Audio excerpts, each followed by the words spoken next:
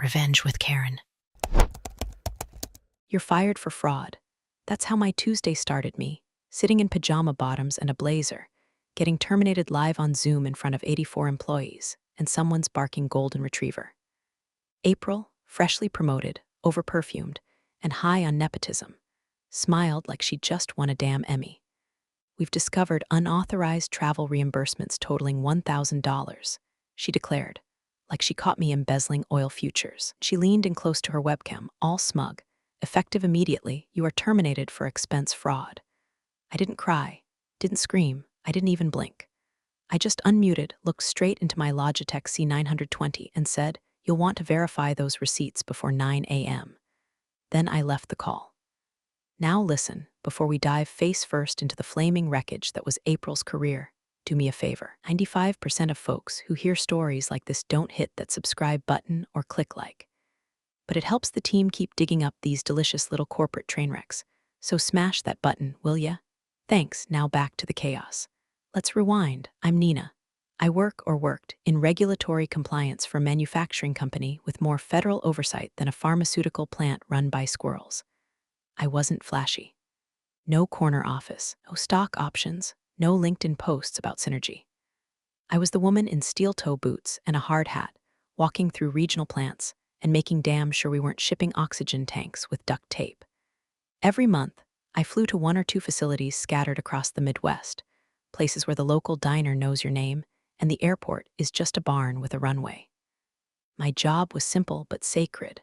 Perform federally mandated site inspections, file reports in the compliance database, and make sure we didn't get slapped with fines so big they'd knock the CFO's veneers loose.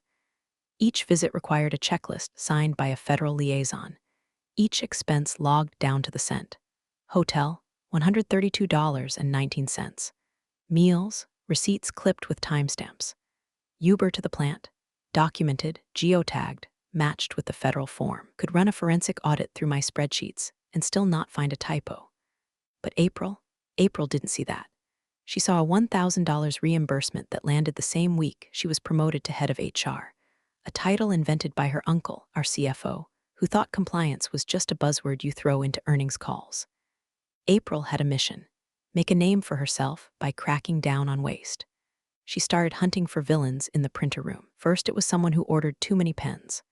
Then it was two guys from IT who dared expense lunch during a server crash.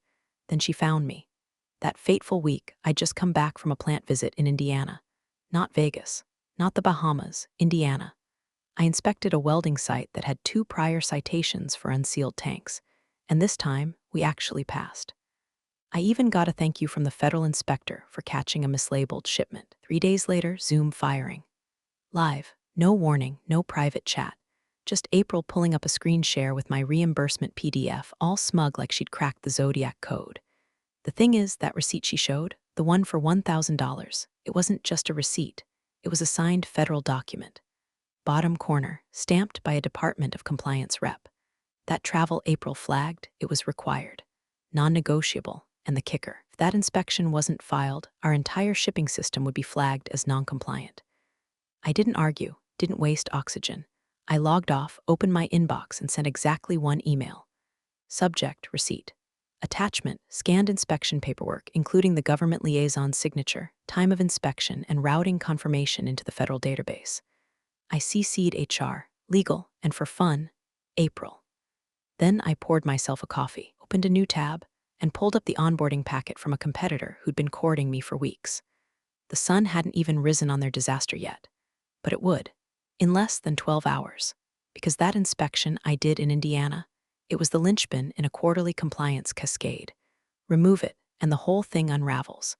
And April had just yanked the pin. You could tell April had been practicing that smug little speech in her bathroom mirror, probably in front of one of those motivational quote decals that says something like "Boss Babe Energy" in curly pink font. Her voice was all sugar and scalpel as she kicked off the full company Zoom.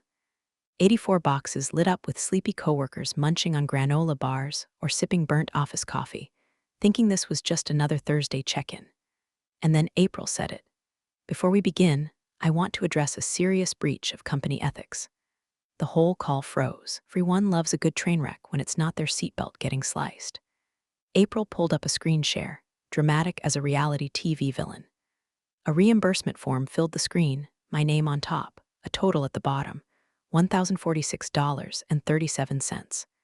This expense was submitted last week, she said, practically vibrating with self-importance. Flights, meals, lodging, all allegedly related to a mandatory site inspection in Indiana. Allegedly? She said it like I'd faked my own work trip just to get a free Hampton Inn breakfast and a rental car that smelled like sadness. April kept going. After a thorough review, we found no authorized travel requests for this trip. There's no HR record, no CFO signature, and no itinerary registered with our travel vendor. Therefore, effective immediately, she paused, beaming, milking it. Nina is terminated for submitting fraudulent expenses. It was so quiet you could hear someone's toddler knock over a cereal bowl in the background. I could practically feel the blood leave my face, but I kept my voice level. I clicked the unmute button, leaned in just enough to let her see the steel in my eyes, and said, "You'll want to verify those receipts before 9 a.m. Click, logged out. The kind of silence that follows a click like that isn't just technical. It's existential. I imagine April sat there blinking, way a cat looks when you move the furniture, and it doesn't know where to sit anymore. I stood up from my kitchen table, heart hammering like a jackhammer in my ribcage, and paced the floor with the nervous energy of a woman who just lit a fuse and couldn't wait for the boom. Because here's the thing about April, she thought HR ruled the world. She thought a flashy new promotion and a CFO uncle meant she could bulldoze departments she didn't understand. She thought expenses were about dollars. She didn't know they were about federal compliance. That Indiana trip, it was one of 6 required quarterly inspections for our remote manufacturing sites. Without it, the government doesn't just frown at you. They shut you down. The receipt she flashed on screen, that wasn't a receipt. That was the signed documentation of a site pass, reviewed, time-stamped, scanned into the federal oversight portal, already logged in our internal compliance archive. But April didn't know that, because April never bothered to ask. And now she'd fired the only registered auditor in the company with a federal access badge during an active inspection window. By noon, our plants would be flagged. By end of day, client shipments would be on hold. And at 9 a.m., the Federal Compliance Office would check the database for the Indiana report. Spoiler alert, they wouldn't find it, because I hadn't submitted it yet. Not until the internal approval trail cleared. Not until HR verified my expense. Not until April did her job. She thought she caught a fraud. What she actually did was block a federally required inspection from being filed. And by 9 a.m., that omission was going to slap her so hard it would echo through every shipping lane we used. So I made a cup of tea, pulled out the employment contract I'd signed the night before, with our main competitor, and waited. Tick, tock. At 6:42 p.m., while April was probably sipping celebratory Prosecco with her feet up on a desk she didn't earn, I opened a new email and attached the single most underrated bombshell in corporate history. A scanned, 3-page receipt stamped by the U.S. Department of Regulatory Compliance. The header alone was enough to make any legal intern break into a flop sweat. Mandatory field site inspection. Third quarter compliance audit region 6. The signature at the bottom, one Mr. Trevor B. Lindholm, Federal Liaison for Site Oversight. Under it, the timestamp, 11:08 a.m. Eastern. Same day April had torched my reputation on Zoom. Subject line, termination/expense inquiry body. Hello, please find attached the federally signed inspection receipt for Plant 6B in Monroe County, Indiana. This audit is part of our ongoing compliance agreement, as outlined in our Federal Operations Charter. The attached routing confirmation shows successful upload into the USTRC audit system. As a reminder, this inspection wasn't optional. Regards, Nina F. I CC'd legal, HR, the CFO, and April herself, just so she'd feel that cold metal barrel of reality press against her career temple before the trigger pulled. Then I clicked send. There's a specific kind of calm that washes over you when you know the house of cards is about to come down, and you're the only one standing outside with a lawn chair and popcorn. That was me. No rage, no vindictive fantasy, just the tight, steady heartbeat of someone who knows the hurricane is coming and that her name is on the only life raft. I leaned back in my chair and reread the receipt, savoring the details April had clearly missed. Page 1, site details, my badge number, inspection scope, equipment labeling, ventilation system certs, chemical storage logs. Page 2. Travel approval from the Federal Liaison's Office, cleared via emergency routing due to a surge in overdue inspections. Page 3. Signature block confirmation code, upload routing trail, showing it entered the federal portal less than 4 minutes after the visit concluded. April had probably skimmed the top line, travel/inspection approval, and assumed it was some junk form I'd forged in Microsoft Word. She didn't check the metadata, didn't trace the source, didn't realize that my inspections weren't just rubber stamps, they were critical chain links in legal shipment clearance. And now that chain was broken. There's a field in the federal database, visible only to credentialed compliance officers and legal liaisons, called attestation flag. When it's green, the company is cleared for shipping from the associated site. When it's red, every outbound truck, rail load, and air cargo unit tied to that plant is automatically halted. I knew that because I helped set it up. I sat in the boring meetings. I filled out the initial database profiles. I wrote the SOP April never read, and the attestation flag for Monroe County's Plant 6B, still red. Still waiting on the file I hadn't yet submitted. Internal compliance has one rule: nothing gets uploaded until HR clears travel reimbursement. April thought she was cutting fat.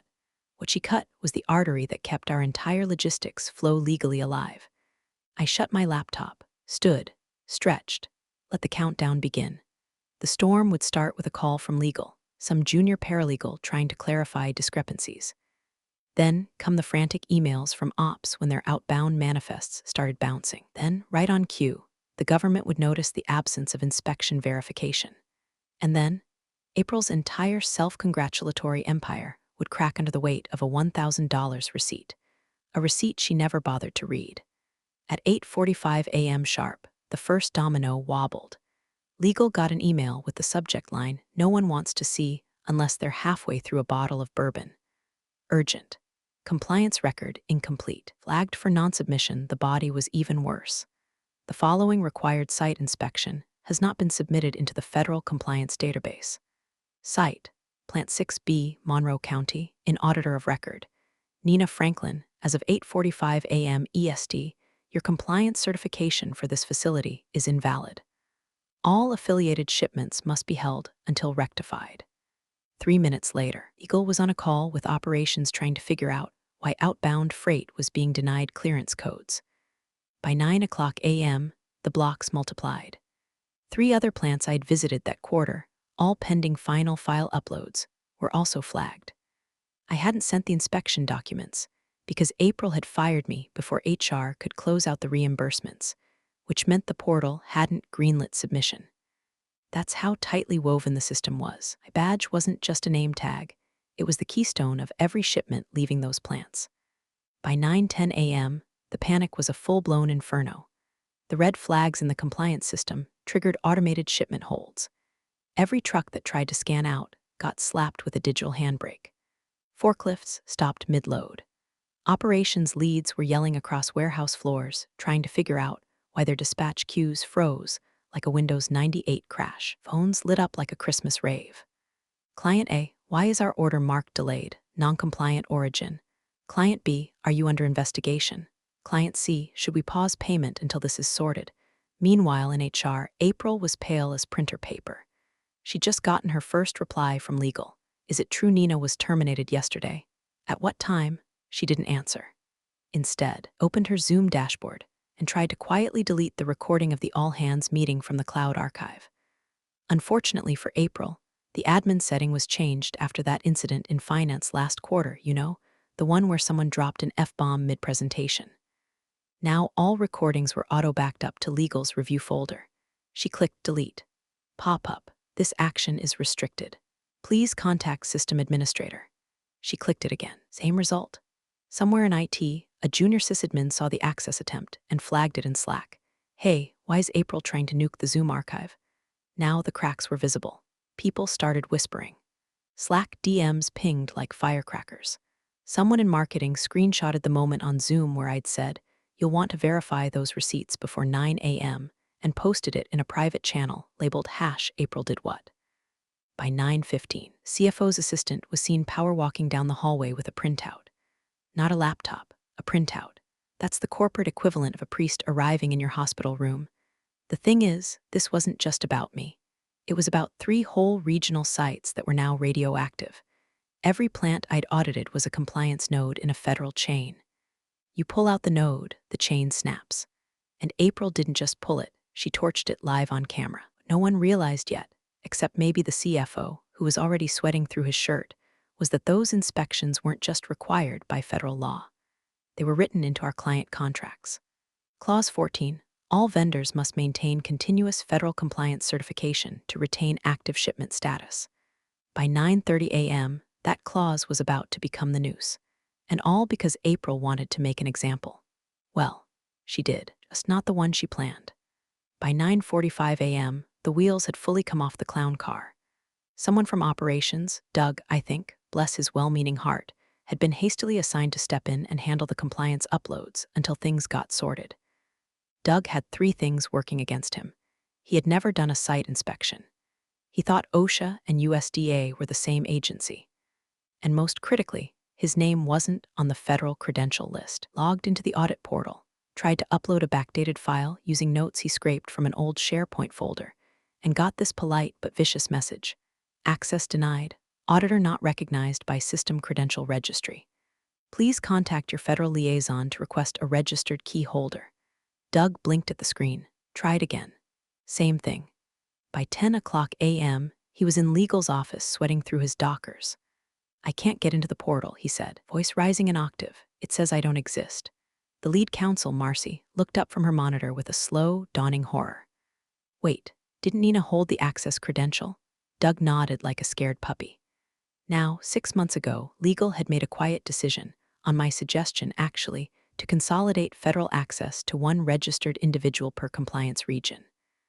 Less chance of redundant files, tighter control, fewer audit risks. For Region 6, that was me.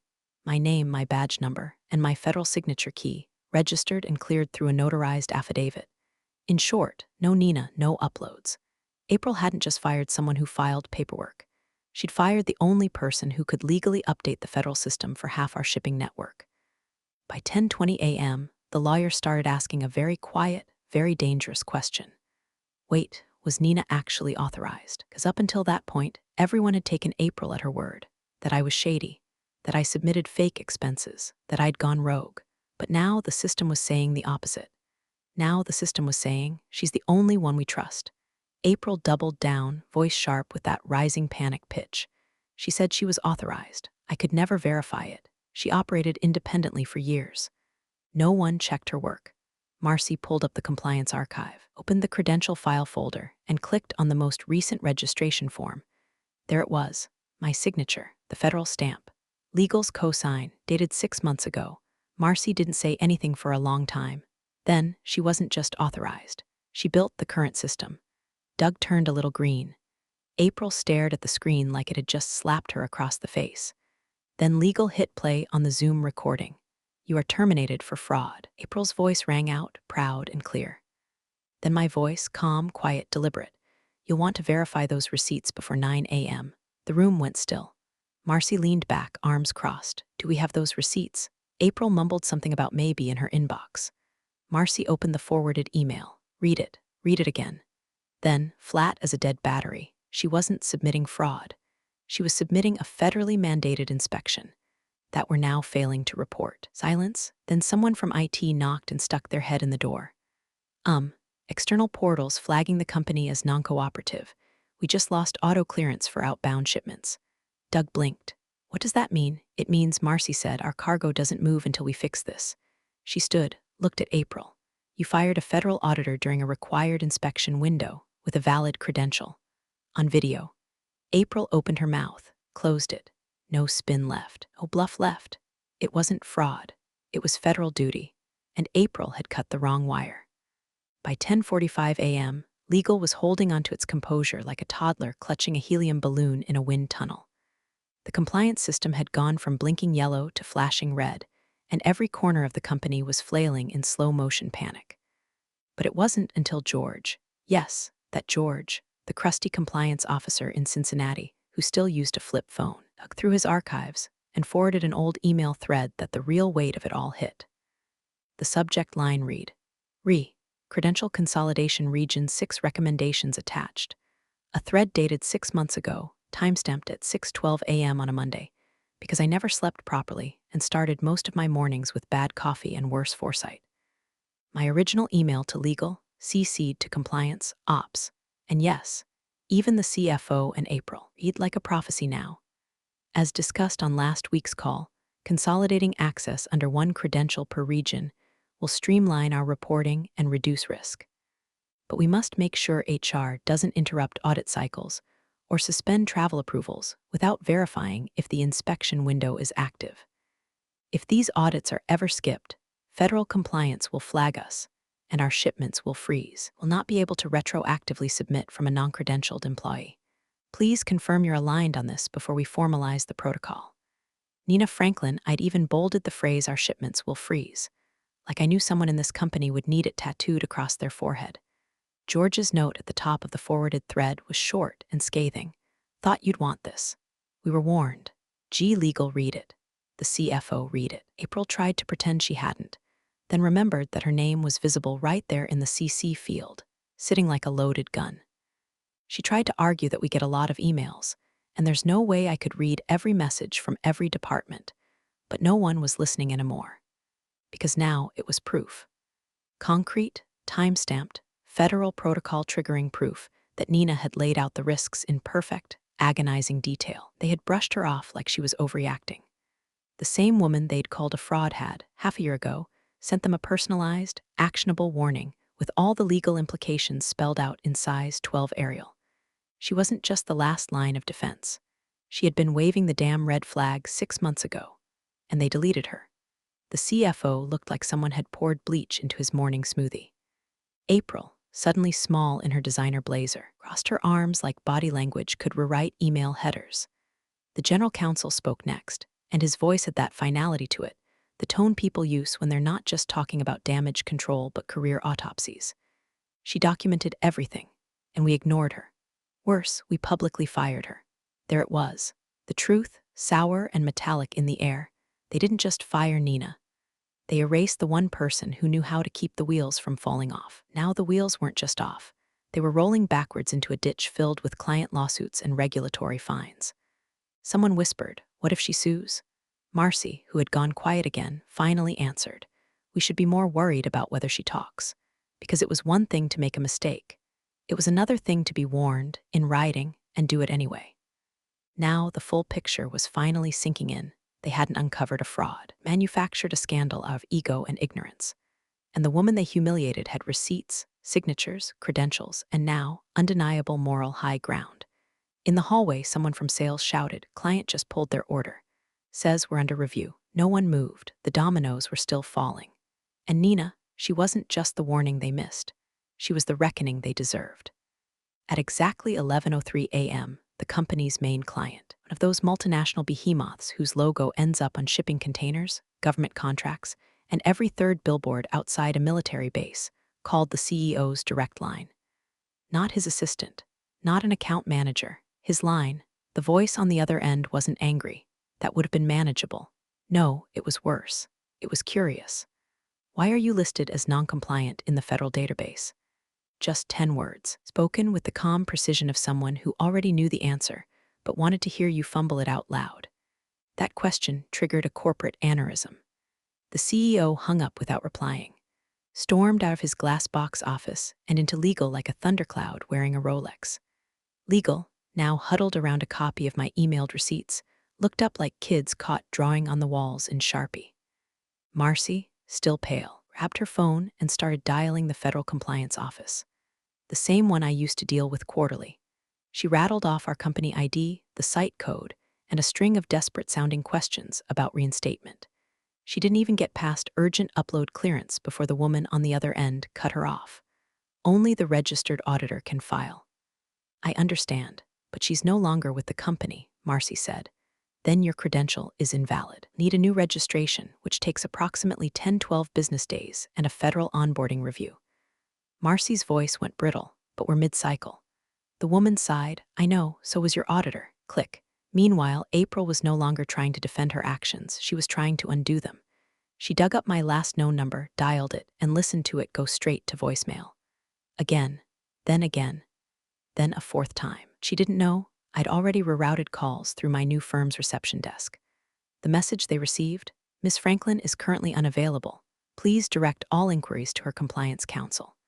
April, panicked, typed up a text. Can we talk? Urgent. Your inspection files. No read receipt. Just the cold blue bubble of desperation floating into the void. At 11:17 a.m., the CFO barked, get me the firing email. April hesitated. It's on the shared drive, under terminations Franklin. The CFO clicked, opened it, scanned the timestamp, then froze. Wait, he said, finger on the screen. This was sent at 11:08 a.m. yesterday. Yes, April said cautiously. He stared at her like she'd grown a second head. Do you realize that was during her inspection? The one with the timestamp she sent this morning? April blinked. She didn't notify HR. She didn't need to, he snapped. It was federally scheduled. Her travel was in the compliance calendar. It synced to ops. He spun the monitor around. The system showed it clearly. Nina Franklin Plant 6B on-site verification audit 9 o'clock a.m. to 12 o'clock p.m. In red, overlaid like a scarlet letter, audit not submitted flagged. Marcy just shook her head. You terminated her mid-inspection. On camera. During a federally logged visit. Room filled with the static hum of collective dread. April tried again. Can't we just upload something to fix it? No, Marcy said. You can't fake a federal inspection. That's not a compliance issue, that's fraud. The word echoed hard against the conference room glass. Everyone looked at each other like the walls were closing in. And the worst part, they weren't wrong. They were just boxed in, trapped by their own arrogance and an unshakable digital paper trail. No workaround, no PR spin, no intern to throw under the bus. The only person who could fix it wasn't answering their calls, because they hadn't just lost their auditor. They declared war on her, and now she was the only one with the keys to stop the bleeding. By noon, the whispers weren't whispers anymore. They were full-blown panic pings bouncing around Slack like a fire alarm in a submarine. Someone in sales had a friend at one of our competitors, the lean, aggressive outfit across town that used to be 3 steps behind us in every RFP. Word was they'd just aced a surprise federal inspection. Clean, no flags, no delays, no questions. Someone in logistics confirmed it. The same inspection I was supposed to do for us at Plant 6B, I'd done it for them. Clean site, updated records, full attestation. Compliance badge, N. Franklin, yeah, that's right. I didn't just walk away. I walked straight into a company that knew exactly what my signature was worth. See, while April was busy digging through old expense reports looking for gotchas, the competition was watching the fallout. They'd heard about the Zoom firing within hours. Not from me, I didn't say a word, but from someone's cousin who knew someone in ops. Word spreads fast when the blood hits the water. And instead of gloating, they picked up the phone. Quietly, smartly. Do you be open to a consulting contract? Discreet, of course. No press. Just help us get our audit calendar tightened up. I didn't say yes right away. I didn't need to. They sent over a draft within the hour, a 6-month retainer, full clearance access, and something that sealed it, immediate submission to the Federal Registry under a new credential set. Not a replacement. A transfer. They duplicated the same compliance node I once held, only now it was attached to their company's profile. My badge was reissued. My name stamped into their audit framework like it had always been there. By the time the feds came knocking with a surprise check, I was already logged into their portal, verifying the fire suppression systems and cross-checking chemical manifests like I'd never missed a beat. The inspection? Glowing. The auditor even commented, wish more vendors were this prepared. And when that got around, the rumor reached procurement that the competitor had passed my inspection, while our company sat on red flags and excuses, the writing was on the wall in permanent ink. Because guess who was up for a multi-million-dollar government contract? Both companies. Guess which one now had a perfect compliance score and no federal flags. Guess which one had 3 plants frozen, a non-submission mark in the system, a lawyer with eye twitching so bad it needed its own HR case. The CFO got the update from a contact in the Department of Defense. The RFP shortlist was shrinking, and our company had just been temporarily paused due to active compliance irregularities. They were losing the bid. To me, April's name hadn't been mentioned once, but her fingerprints were all over the crime scene. The final nail. Someone in marketing found an old photo of me from a company retreat, Still floating on the internet, a group shot with me off to the side, smiling awkwardly, wearing a badge that read Compliance Officer Trusted Authority. They paired it next to a screenshot of the current federal site registry. Same name, different company. The caption underneath read, "She didn't quit, she just upgraded." And just like that, I wasn't a ghost in their system anymore. I was the architect of their irrelevance. I'd crossed the bridge, signed the deal, submitted the reports, and made myself irreplaceable. And I made sure that bridge burned behind me.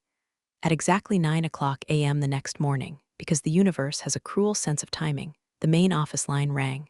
Not legal, not HR. The main reception desk, where a bewildered intern transferred the call straight to the general counsel's office because, quote, said they're federal and wouldn't hold.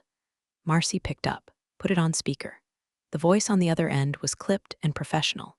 No greeting, no small talk, just cold, clinical clarity. "This is Auditor Helen Cross from the U.S. Department of Regulatory Compliance. We've been reviewing your flagged inspection cycle for Region 6. Everyone in the room tensed. We're missing verified documentation from Plant 6B and the surrounding 3 facilities. According to our logs, these inspections were scheduled under your former employee, Nina Franklin. The portal shows she was removed from access on the 12th at 11:08 a.m. Silence. Can someone confirm why? No one spoke. Then Helen continued, not waiting for a reply. Just to clarify, your company is currently under federal review for non-submission of mandatory audits. Your only credentialed compliance officer was terminated during an active inspection window. Still silence. Before we escalate this, she said, with the delicate thread of paperwork behind every word, I have one question for the record. Who did you fire?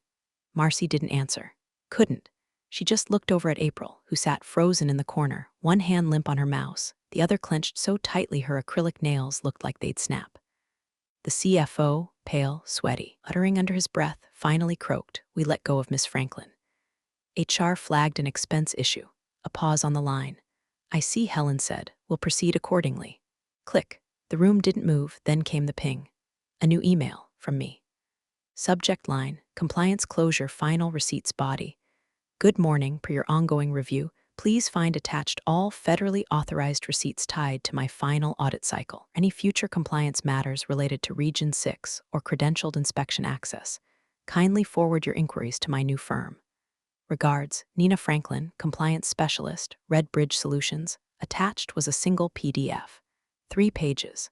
Titled, Zoom Termination Transcript 11:08 a.m. EST. Highlighted in yellow, you are terminated for fraud. Effective immediately. April Jensen. Char timestamp.